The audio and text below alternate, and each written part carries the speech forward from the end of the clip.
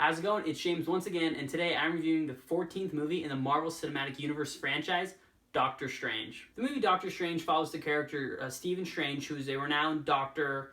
Can't remember exactly what he does, but he's very good at what he does. Very Tony Stark. Like, this movie follows a lot of the same parallels that the first Iron Man does.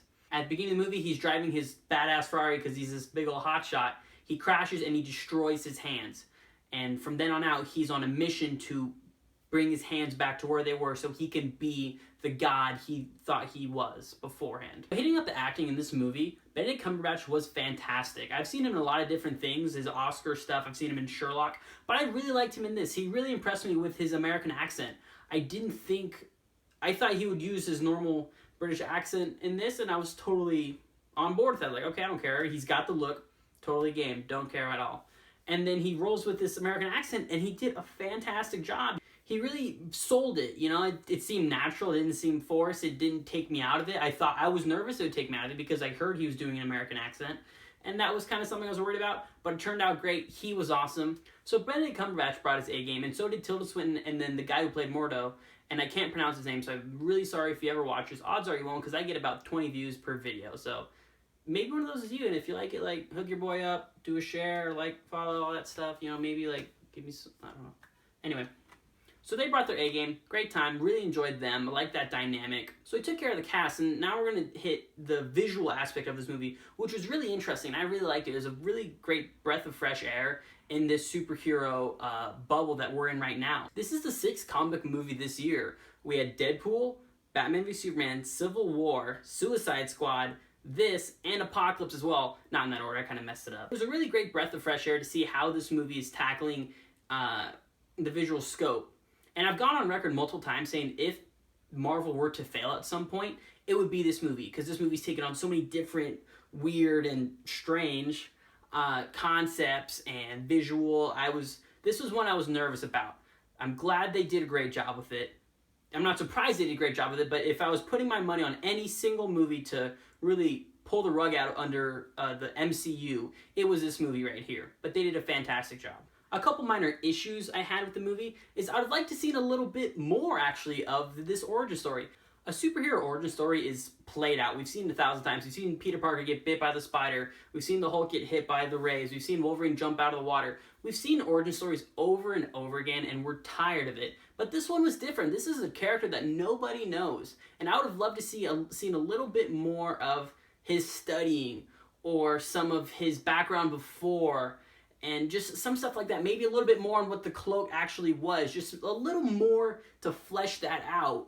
But then I don't also want like 5 minutes of exposition so I understand where the cape came from. So the way it was good, but just personally, I would have liked to seen a little bit more of his story fleshed out. Another thing was the hand-to-hand combat. The overall visuals and the way things moved and all twisty-turny and stuff like that, that was great. But the hand-to-hand combat was really quick, and it tended to follow the person, which was cool, but then they're holding these giant orange, like, shield sword things, and they're hitting around, and then there's all these sparks, and it's kind of distracting, and it was hard to follow.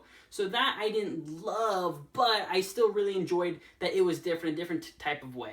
I also really liked the way they kind of just threw him into the mix when they started attacking the New York Sanctum.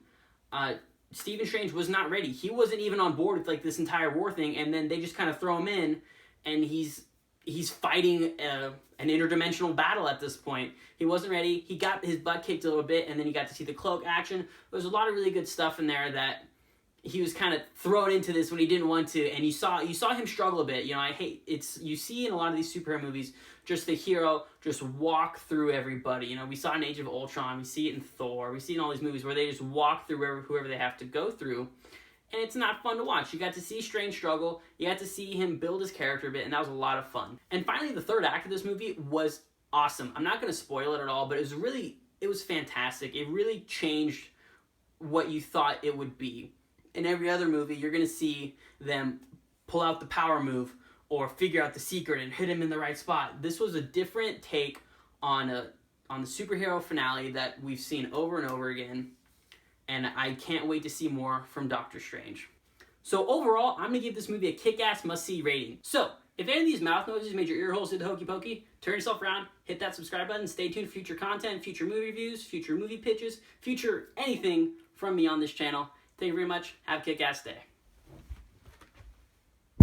So, if any of these mouth noises made your ear holes into hokey pokey, turn yourself around, hit that subscribe button, stay tuned for future content, future movie reviews, future movie pitches, future anything from me on this channel. Thank you very much. Have a kick-ass day. So, if any of these mouth noises made your ear holes into hokey pokey, turn yourself around, hit that subscribe button, stay tuned for future content, future movie reviews, future movie pitches, future anything from me on this channel. Thank you very much. Have a kick-ass day. If you've already seen the movie, you'll kind of see what I did there. But real quick, go check out my pitch for Ghostbusters 2. I put a lot of thought in that, and it means a lot to me. So please give that one a watch over really any other of my videos. That was a pitch I made that I actually want to have happen. Now, it's probably not going to pop up through a YouTube video that some asshole made on the internet, but something I really put a lot of thought into. And if you've seen the movie, or if you just like hearing the concept of movies, please go over there. Please tell me what you think. Tell me what I could maybe do, not do. I just want to hear more, because that's the one video that was all from me. I can't be talking and reviewing movies if I can't make something myself. So please go over there. Tell me what you think. Review my movie, please. I would love that. Just give me some feedback. I would love to know what you think of my Ghostbusters pitch. And once again, have a kick-ass day.